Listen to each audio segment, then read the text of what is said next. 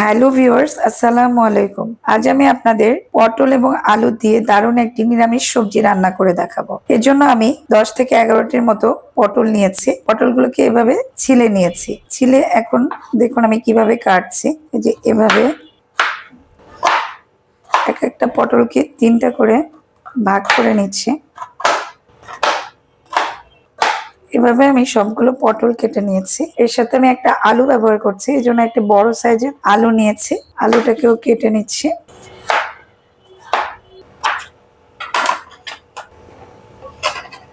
ধুয়ে নিয়ে আমি রান্না শুরু করছি।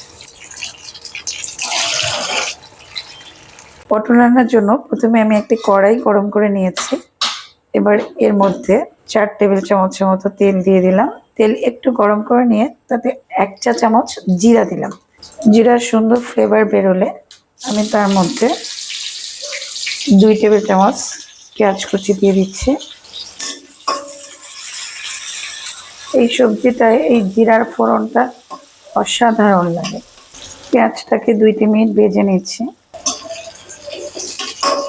এবার এর মধ্যে 1.5 চা চামচ পেঁয়াজ বাটা, 1 টেবিল চামচ আদা ও রসুন বাটা দিয়ে দিলাম, 1 চা চামচ হলুদ গুঁড়া, 1 চা চামচ মরিচের গুঁড়া দিলাম, 1 চা চামচ ধনে গুঁড়া দিয়েছি, 1 চা চামচের চেয়ে একটু কম জিরা গুঁড়া দিলাম।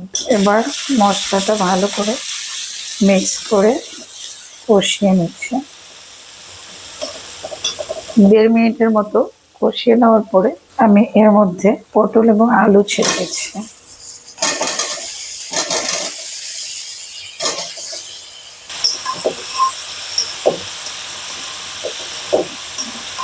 এবার ভালো করে নেড়ে নিচ্ছি।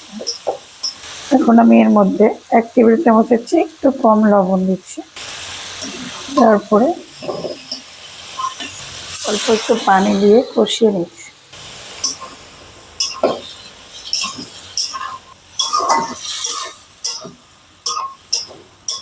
আঁচটা মাঝারির চেয়ে একটু কমিয়ে দিয়ে ঢাকনা দিয়ে দিচ্ছি 2-3 মিনিটের জন্য। 3 মিনিট পর ফিরলাম। পটল থেকে আসলে খুব একটা পানি বের হয় না, মোটামুটি কষিয়ে নিয়েছি। এখানে আমি একটু মৌরি বা মিষ্টি জিরা গুঁড়া দেই, 1/2 চা চামচের মতো মিষ্টি জিরা দিয়ে দিলাম। এতে গুঁড়াটা খুব সুন্দর একটা ফ্লেভার নিয়ে আসে। 4-5 ফালি কাঁচামরিচ দিয়ে দিলাম, দিয়ে একটু নাড়াচাড়া করে নিচ্ছি। দেখুন তেল উপরে উঠে গিয়েছে। পানি দিয়ে দিচ্ছি, খুব একটা পানি দেব না। চুলার আঁচটা বাড়িয়ে দিচ্ছি। এবার ঢাকনা দিয়ে দিচ্ছি। আমি প্রায় 10 মিনিট পরে ফিরে আসলাম। এখানে তরকারির ঝোল প্রায় অনেকখানি কমে এসেছে, সবকিছু সেদ্ধ হয়ে গিয়েছে। এখন আমি এর মধ্যে একটু ধনিয়া পাতা কুচি দিয়ে দিচ্ছি। এবার নামিয়ে ফেলবো।